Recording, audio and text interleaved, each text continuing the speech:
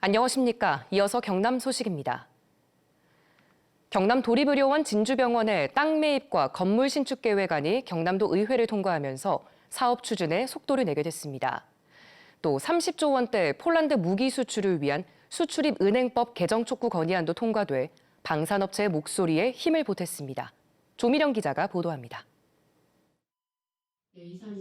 경남도의회 임시회 기획행정위원회, 경남도립의료원 진주병원 땅 매입과 건물 신축을 위한 계획안에 질책이 이어집니다. 계획안의 적자 규모가 1차 용역에서 78억 원, 2차에서는 103억 원으로 불었기 때문입니다. 도립병원이라고 해서 적자가 당연히 날 수밖에 없어요. 그렇지만 그거를 최소화시킬 수 있는 방안. 그 적자 해준 도입이 안 들어갑니까? 다른 지역은 어떻게 할 건데요? 형평성 안 맞잖아요. 지난해 1차 심의 때 보류, 2차 부결에 이어 이번 3차에서는 어렵사리 통과됐습니다. 재정 적자 해소 방안과 의료 인력 확충 대책 마련이 전제였습니다. 진주 어려운 폐업 사태를 답습하지 않기 위해서 향후 재정 적자 해소 방안과 수익 창출 방안을 다각적으로 검토해서 경남의 주력 산업인 방산 수출 확대를 위한 수출입 은행법 개정 촉구 건의안도 도의회에서 통과됐습니다. 이 계약이 이루어지지 못했을 때 경남 경제에 미칠 수 있는 악영향을 생각하면 하루빨리 국회에서 이 개정안을 통과시켜서 새해 경남도의회 첫 임시회는 주민조례 발안 개정 조례안과 원자력 발전소 주변 지역 지원을 위한 제도 개선 촉구 대정부 건의안 등 모두 49건의 안건을 처리하고 8회 동안 일정을 마무리했습니다. KBS 뉴스 조미령입니다. 최근 주차된 차량에서 금품을 훔치거나 차를 훔쳐 달아나는 사건이 잇따르고 있는데요. 차에서 내리실 때 차 문이 잘 잠겼는지 꼭 확인하셔야겠습니다. 김효경 기자입니다. 늦은 밤 주택가 골목길. 한 남성이 주차된 차 운전석 문을 열고 자연스럽게 올라탑니다. 이 남성은 2분도 채 되지 않아 차를 몰고 골목길을 그대로 빠져나갑니다. 하지만 이 남성, 알고 보니 차 주인이 아니었습니다. 배달을 가려고 하는데 내 차 자리에 다른 차가 있어가지고 이제 CCTV 돌려보고 차를 든다는 소리를 많이 들었는데 가져갈 줄 생각도 못했죠. 없어진 차는 배달 업체에서 쓰는 차로 평소 편의상 문을 잠그지 않고 열쇠도 차에 두고 써왔습니다. 날이 밝고 나서 차가 없어진 걸 알게 되자 CCTV를 확인한 건데 이 남성이 주차된 차 주위를 돌아다니며 다른 차의 문을 열어보는 모습도 고스란히 CCTV에 담겼습니다. 밤사이 없어진 차는 같은 날 오후 600여 미터 떨어진 이 도로에서 발견됐습니다. 경찰은 차 주인의 DNA를 채취하고 주변 CCTV를 확인하면서 범인을 쫓고 있습니다. 지문 채취했고 피해자 DNA까지 채취해가지고 지금 감정 중에 있습니다. 그걸 이제 하나는 지금 우리 행사들이 나가지고 CCTV 보고 있다고. 지난달 7일 서울에서도 문이 열린 차를 노려 금품을 훔치려던 40대 남성이 경찰에 붙잡혔습니다. 최근 3년 경남에서 발생한 차량 절도는 모두 530여 건, 한 해 평균 180건에 달합니다. 경찰은 제대로 잠기지 않은 차량은 범죄에 더 노출되기 쉬운 만큼 차를 타고 내릴 때 꼭 문단속을 해야 한다고 당부했습니다. KBS 뉴스 김효경입니다. 정부 예산 삭감으로 새해 첫날부터 문을 닫아야 했던 경남의 외국인 노동자 지원센터 3곳이 다시 문을 열 수 있게 됐습니다.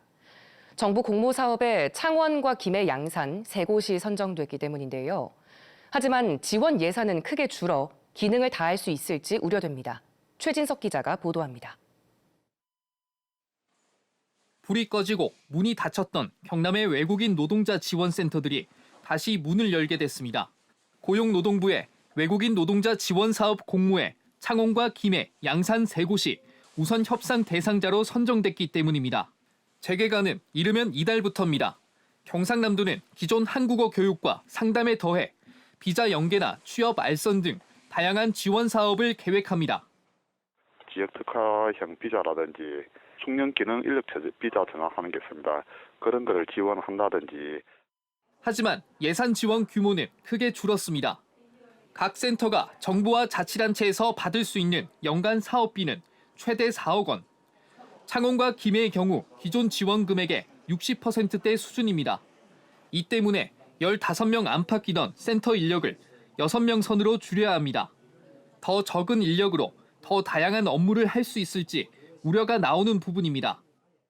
센터장도 상담 내지는 집단 상담도 해야 되고 대외 업무하고 교육하고 나누어서 6명이 할 것 같습니다. 정부가 계획한 올해 외국 인력 고용 계획은 16만 5천 명. 역대 최대 규모지만 외국인 노동자 지원 정책은 이를 따라가지 못한다는 겁니다. 더 많은 서비스가 현재 필요한 게 사실입니다. 행정적인 지원, 그다음에 안정적 예산 확보를 위해서 우리 장기적인 안목이 경상남도는 관련 국비 지원이 끊기면 추가 예산 확보를 위해 노력하고 경남 서부권과 남부권에도 외국인 노동자 지원센터를 만들어 업무 부담을 줄이겠다고 밝혔습니다. KBS 뉴스 최진석입니다. 지난해 경남 시군을 돌며 26차례 다양한 무대를 선보였던 경남 도립극단이 내일부터 올해 첫 순회 공연을 시작합니다. 올해 첫 무대는 진실을 덮은 거짓과 인간 군상의 탐욕을 다룬 미국의 극작가 아서 밀러의 작품입니다. 김민지 기자가 보도합니다. 청교도 이념이 지배하던 17세기 미국 매사추세츠의 작은 마을. 소녀들은 한밤중 숲에서 혼령을 불러내는 놀이를 하고 금기된 놀이를 한 것이 알려져 벌을 받게 될까 두려워 마법에 걸렸던 것처럼 거짓을 말합니다. 마녀의 존재는 순식간에 진실이 돼버리고 마을은 마녀를 색출하기 위한 대대적인 고발과 재판이 이어집니다. 결국 마녀 재판으로 무고한 주민 20명이 목숨을 잃었습니다. 사회제도가 개인을 통제하고 진실을 알면서도 왜곡시키는 모습들. 작품은 인간의 탐욕과 시기심에 주목합니다. 이익을 위해서 편협해지고 편가르기 하고 거짓말하고 하지만 인간에게는 그것을 극복할 수 있는 위대한 이성과 의지가 있습니다. 원작은 미국 대표 극작가 아서 밀러의 1953년 작품 더 크루서블. 작가는 17세기 미국 작은 마을의 마녀 사냥으로 인간 본연의 욕망과 질투를 그려냈습니다. 지난해 11월 경남문화예술회관에서 첫 선을 보인 이 작품은 공연 만족도 설문조사에서 91%가 넘는 만족도를 기록했습니다. 배우들하고 쭉 같이 호흡을 하시고 보시면 그 시대의 그 미국의 다른 나라의 얘기가 지금 우리한테 어떤 질문을 던지고 뭘 느끼게 해주는지. 3시간이 넘는 무대는 빠른 연출과 장면 전환으로 대신 속도감을 더했습니다. 경남 도립극단 순회 공연 크루서블 도가니는 이번 주말 김해 문화의 전당에서 만날 수 있습니다. KBS 뉴스 김민지입니다. 오는 4월 10일 치러질 22대 국회의원 선거 예비 후보를 소개하는 순서입니다. 창원시 마산 회원구입니다. 현역 국회의원은 재선의 국민의힘 윤한홍 의원입니다. 더불어민주당 송순호 예비후보입니다. 경남도 의원과 1대 2대 창원시 의원을 역임했습니다. 국민의힘 조청래 예비후보입니다. 국민의힘 당대표 특보와 여의도 연구원 부원장을 지냈습니다. 국민의힘 차주목 예비후보입니다. 전 한국수산자원공단 경영기획본부장, 전 국민의힘 도당 사무처장입니다. 국민의힘 조감년 예비후보입니다. 창원시 의원을 지냈고 현재 코오롱 한샘 유치원 이사장입니다. 지금까지 창원시 마산 회원구 예비 후보자였습니다.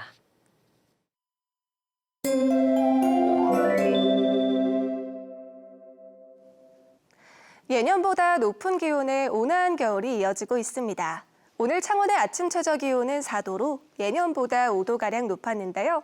한낮에도 9도까지 크게 올라 비교적 포근하겠고 당분간 우리 지역에 큰 추위는 없겠습니다. 위성 영상 살펴보시면 오늘 우리 지역의 하늘 대체로 흐린 가운데 오후까지 해안가를 중심으로는 강한 바람을 주의하셔야겠습니다. 주말인 토요일에는 서부 지역에 밤한때 5mm 미만의 비가 내리겠고요.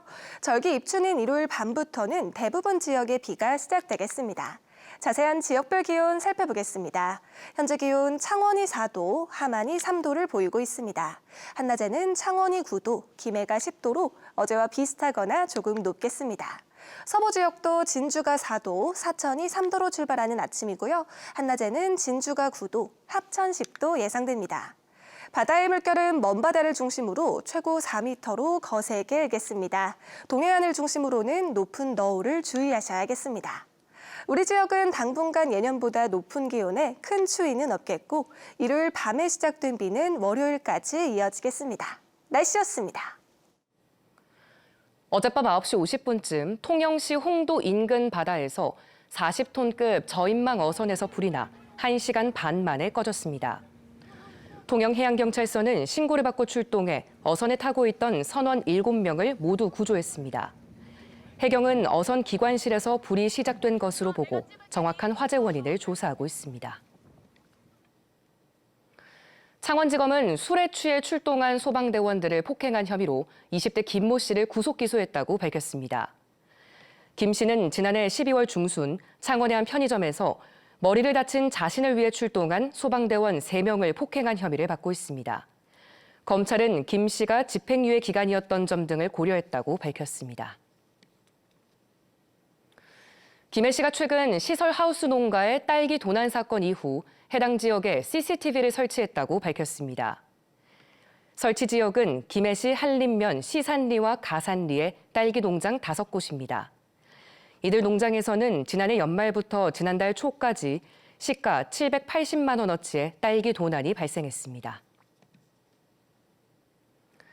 경상남도가 꿀벌 폐사 예방을 위해 양봉 전문 수의사가 포함된 자문단을 운영합니다. 경상남도는 오는 11월까지 경남 지역 46개 양봉 농가를 대상으로 매월 한두 차례 방문해 질병 검사를 실시합니다. 경남에서는 3,300여 농가가 꿀벌을 사육하고 있으며 재작년엔 2,400여 농가가 응애 피해 등을 봤습니다.